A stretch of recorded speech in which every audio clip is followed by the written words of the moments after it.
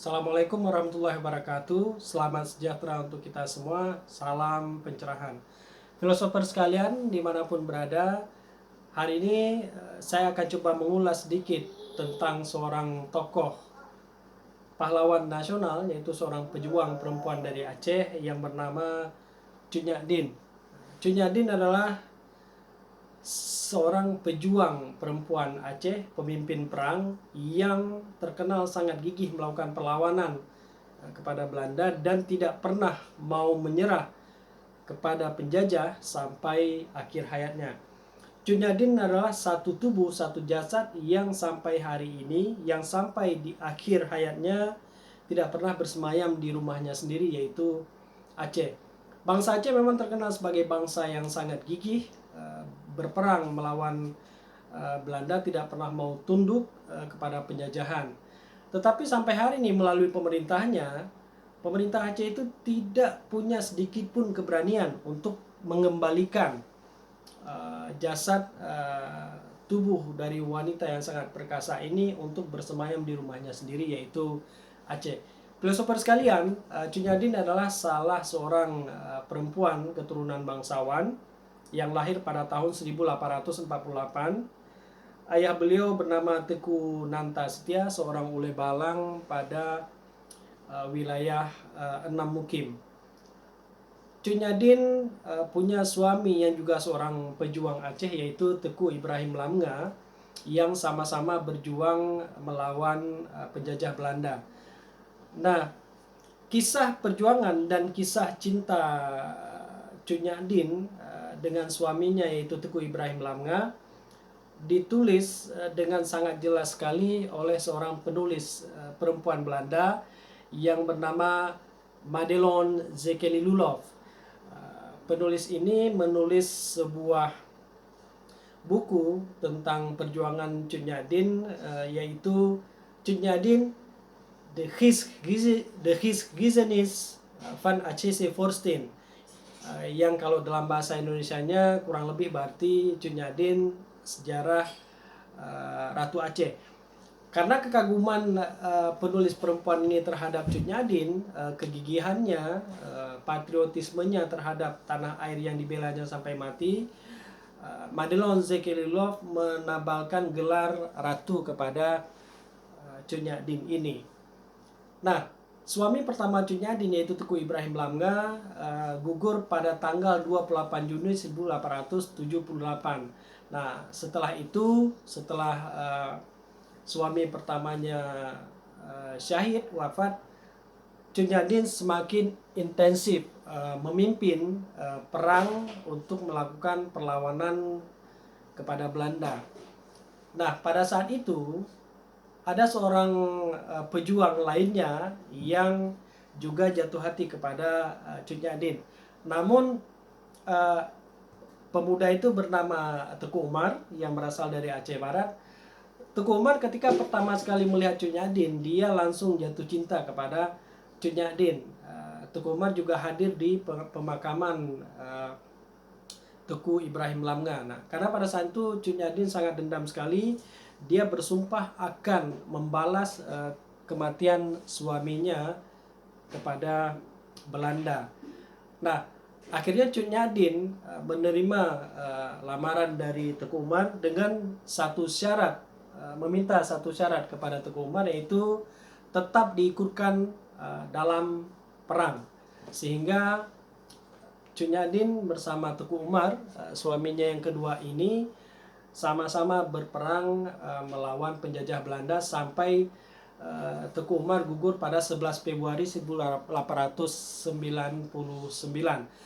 Sejak saat itu, setelah Teku Umar syahid, Cut Nyak memimpin sendiri perang melawan penjajah Belanda. Nah, Cut Nyak sampai akhir hayatnya tidak pernah menerima pengkhianatan yang dilakukan oleh Panglaut.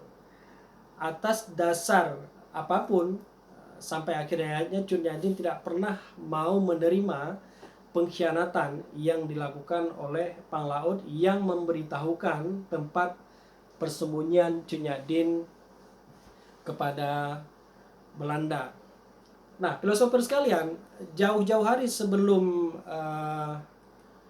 pengkhianatan dilakukan oleh Pang Laut, Cut Nyak sudah mencium aroma pengkhianatan tersebut. Dengan ketajaman batinnya, keikhlasannya dalam berjuang, Cut Nyak bisa menangkap aroma pengkhianatan yang akan dilakukan oleh Pang Laut. Sehingga dalam sebuah pertemuan dengan bersama pasukannya yang setia bersama Cut Nyak menyampaikan bahwa menyampaikan begini, "Aku tidak tahu terbuat dari apa hati orang yang tega berkhianat terhadap perjuangan kita yang suci ini. Perjuangan kita selalu dilemahkan oleh orang-orang kita sendiri yang berkhianat terhadap perjuangan kita ini." Nah, Cut Nyak juga sangat anti terhadap pengkhianatan. Cut Nyak bahkan dengan tangannya itu sendiri telah membunuh Tuku Lebe yang berkhianat dan memberitahukan tempat persembuhan Cut Nyak. Cut Nyak juga membunuh seorang perempuan yang bernama Fatma dengan tangannya sendiri, dengan rencong, karena Fatma ini juga memberitahukan tempat persembunyian dari Cut Nyak kepada Belanda. Fatma melakukan itu karena anak dan suaminya ditawan oleh Belanda. Cut Nyak sangat menyesali apa yang dilakukan oleh Fatma. Nah, di kesempatan yang lain, Cut Nyak juga pernah melepaskan salah seorang prajurit Belanda yang tertangkap oleh pasukan Aceh. Pada saat itu, Cut Nyak berkata kepada prajurit Belanda itu, "Aku bisa saja membunuhmu sekarang, tetapi itu bukan tujuan kami. Apa yang kalian inginkan dariku? Seharusnya kalian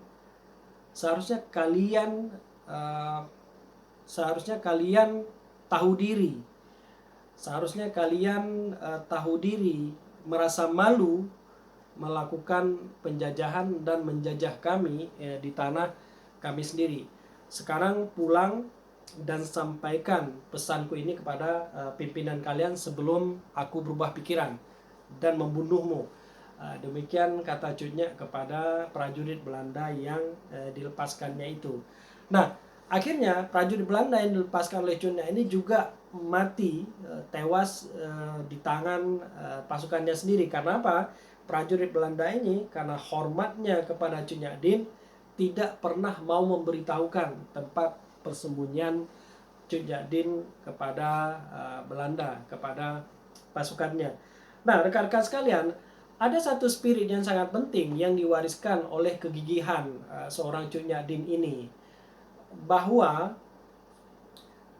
kesetiaan itu sangat membekas pada perjuangan yang dilakukan oleh orang-orang Aceh, sehingga hasilnya tidak ada satupun orang Aceh yang menjadi pasukan Marsose sehingga berperang dengan bangsanya sendiri, sesama orang-orang Aceh. Tetapi orang-orang lain, bangsa-bangsa lain di luar Aceh, banyak yang menjadi bagian dari pasukan Marsose, sehingga mereka menjadi tentara bayaran yang berjuang dengan yang berperang dengan sesama bangsa sendiri. Nah, rekan-rekan sekalian, Cut Nyak juga pernah berkata kepada prajuritnya menjelang detik-detik penangkapannya oleh pasukan Belanda. Dia berkata kepada pasukannya, "Jika kalian punya keimanan selemah Pang Laut, jika keimanan kalian itu sangat lemah seperti keimanan Pang Laut, maka kalian boleh meninggalkan aku sendiri di sini, biarkan aku yang akan meneruskan perjuanganku ini sendiri." Nah, di kesempatan yang lain, Cut Nyak juga berkata secara tegas kepada putrinya, yaitu Cut Gambang, yang menangis atas kematian ayahnya yaitu Teku Umar. Cut Nyak berkata sangat tegas sekali kepada Cut Gambang putrinya itu bahwa pantang bagi seorang perempuan Aceh menangisi orang-orang dicintainya yang telah syahid. Nah, Cut Gambang ini, seorang putri Cut Nyak juga diperintahkan oleh Cut Nyak untuk segera meninggalkan Cut Nyak dan pasukannya untuk bergabung dengan pasukan-pasukan Aceh lainnya yang masih melakukan perlawanan terhadap Belanda. Namun pada saat detik-detik perusahaan itu, Cut Gambang tidak pernah mau meninggalkan Cut Nyak. Sehingga Cut Nyak berkata kepada Cut Gambang, "Pergilah, tinggalkan aku di sini, temuilah pejuang-pejuang yang lain. Segera tinggalkan aku di sini, ini perintahku sebagai seorang ibu dan juga seorang pemimpin bagi kalian." Nah, filosofer sekalian, 6 November 2022 adalah haul Cut Nyak yang ke-144. Cut Nyak dimakamkan wafat pada 6 November 1908 dan kuburannya itu diketahui secara pasti itu 50 tahun setelah kematiannya, yaitu sekitar tahun 1960. Nah, buku yang dikarang oleh Madelon Zekelilulov ini, yaitu Cut Nyak Geschiedenis ACC van ACC Forstein, itu kemudian diadopsi menjadi sebuah film pada tahun 1988. Rekan-rekan sekalian, tentu kita punya ingatan tersendiri, punya kenangan tersendiri terkait dengan film Cut Nyak. Nah, saya sendiri misalnya, saya yang lahir dan besar di Sabang, setiap tanggal 6 November, di pagi itu kami seperti hari raya. Kami bersiap cepat berangkat ke sekolah, memakai pakaian rapi, kemudian kami menuju, pada saat itu SD saya itu SD Jalan Kilat, itu letaknya di depan Stadion Sabang Merauke. Kami bergerak dari SD tersebut menuju gedung Gelora Wijaya Kusuma, yaitu bioskop Gelora Wijaya Kusuma yang letaknya persis di depan lapangan Yosudarso atau lapangan Lanal Sabang. Nah, kemudian ketika film Cut Nyak ini dirilis kembali dengan kualitas gambar yang lebih baik, ya, orang-orang Aceh sendiri juga tidak bisa menikmati film tersebut di tempatnya sendiri, yaitu di Aceh.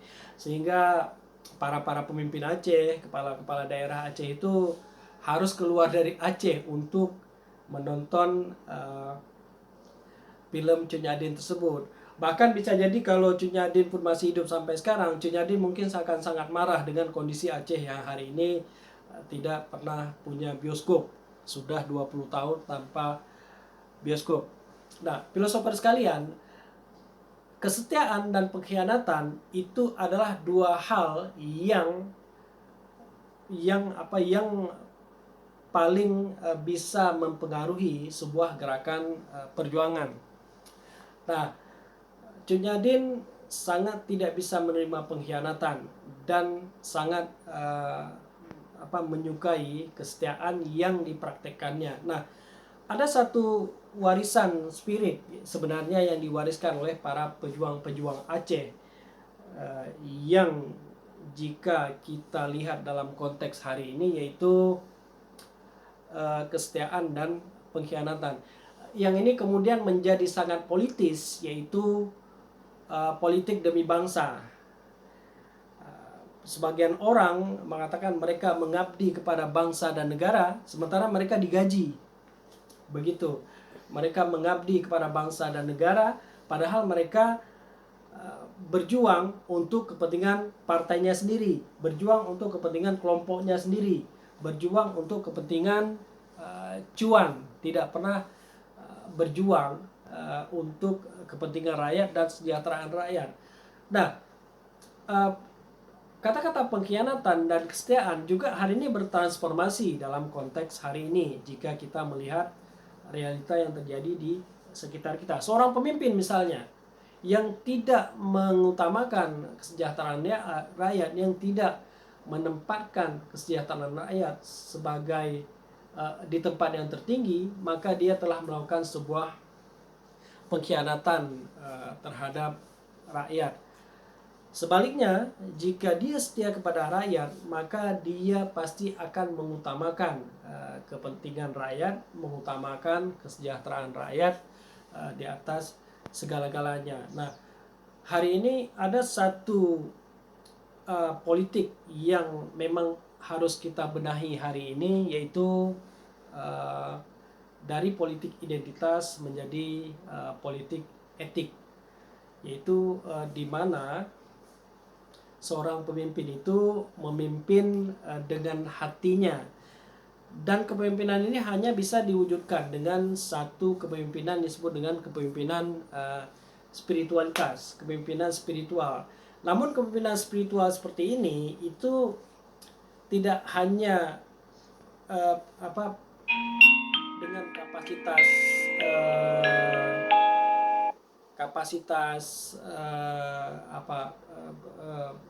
agama, tetapi juga berpadu pada kapasitas intelektualitas, leadership yang bagus, dan lain sebagainya. Nah, ini yang lambat laun akan terwujud di Aceh tentunya, dan kita berharap kepemimpinan model ini sebagaimana spirit yang diwariskan oleh pejuang-pejuang kita terdahulu bisa terwujud, terutama untuk konteks Aceh.